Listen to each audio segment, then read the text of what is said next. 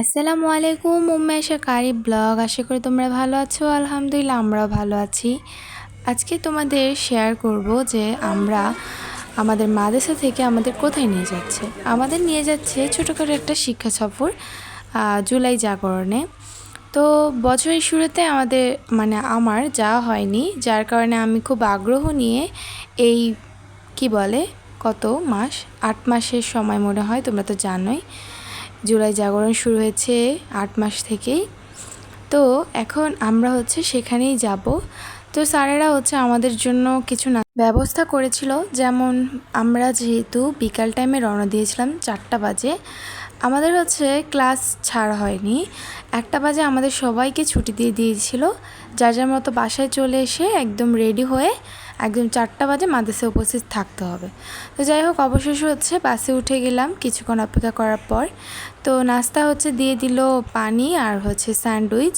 আমার আম্মু আর আমরা দুজন যাচ্ছিলাম। যাই হোক, অবশেষে জুলাই জাগরণে চলে এসেছি। এখানে আসার পর দেখতে পেলাম, বাইরের সিনটা তো আমাদের দেখাতে পারিনি, ভিডিও নেওয়ার আগেই ভিতরে ঢুকে গিয়েছিলাম।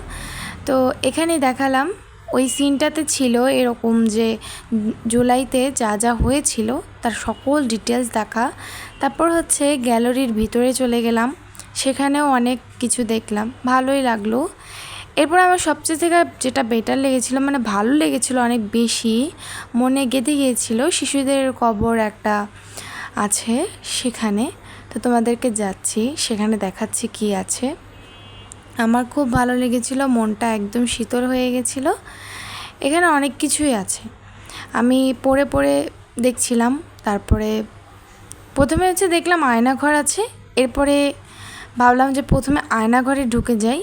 তো আয়নাঘরটা অনেক ভয়ঙ্কর লাগছিল, আমার কাছে খুব ভয়ও লাগছিল, কেমন যেন দেখতে গা শিরশির করা একটা ভাব। সবাই শুরু থেকে একদম শেষ পর্যন্ত দেখার অনুরোধ করছি, তোমরা সবাই আমাকে একটু সাপোর্ট করো।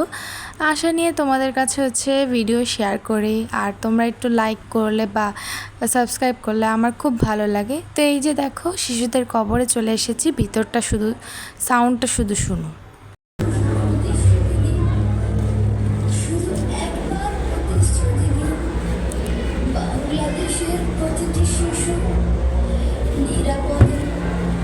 সুন্দরভাবে বাঁচবে এবং দেশকে ভালোবাসতে শিখবে।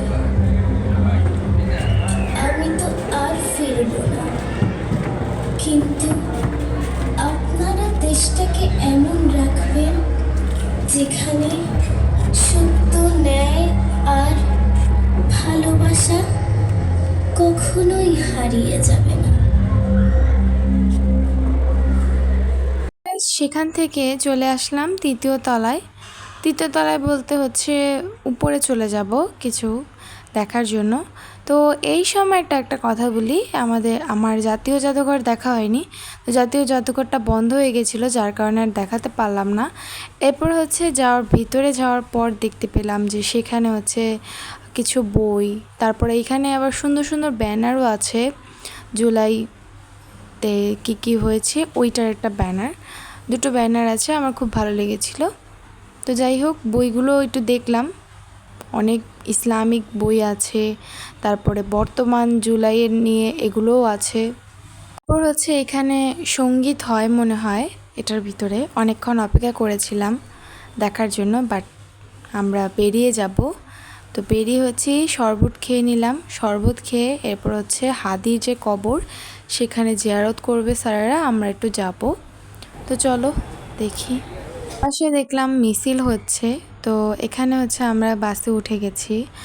আবার প্যাটিস দিয়েছিল আমাদের খাওয়ার জন্য। তো বাসায় আস্তে আস্তে আমাদের 9টা বেজে গিয়েছিল। তো যাই হোক, আজকের এই ভিডিওটা এখানে শেষ করছি। ভালো লাগলে অবশ্যই লাইক অ্যান্ড সাবস্ক্রাইব। আল্লাহ হাফেজ।